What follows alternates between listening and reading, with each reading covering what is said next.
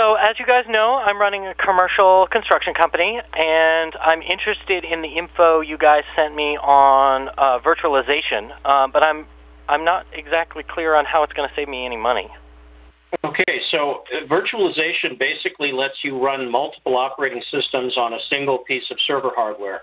So instead of having 7 or 8 servers, each with their own operating system and then an application running on top of that, you can have one physical machine, then the hypervisor, which is the virtualization software, and then 7 or 8 operating systems running on top of that, each running their own operating system. So it lets you be much more flexible in terms of how you allocate resources to each of those operating systems.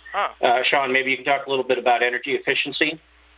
Yeah, so one of the things about when you use servers right now is that you're only using a limited amount of their processing power, but they're using the same amount of electricity no matter how much work they're doing, really. I mean, it's only a small fluctuation in terms of how much power they use.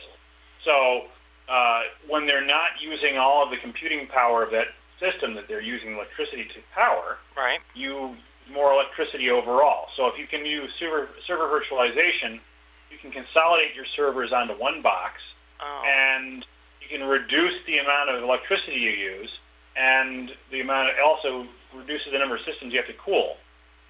Right, you sent me something on that. There's a diagram here for you. Oh, yeah.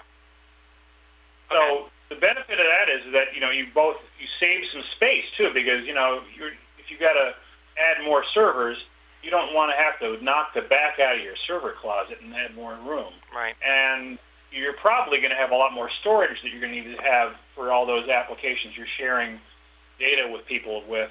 So you need all the room you've got right now. Right. So by consolidating servers, you can reduce the amount of space the actual servers take up, and you can also save electricity in the process because you're not going to be burning through as many kilowatt hours the power of the servers you have. Right.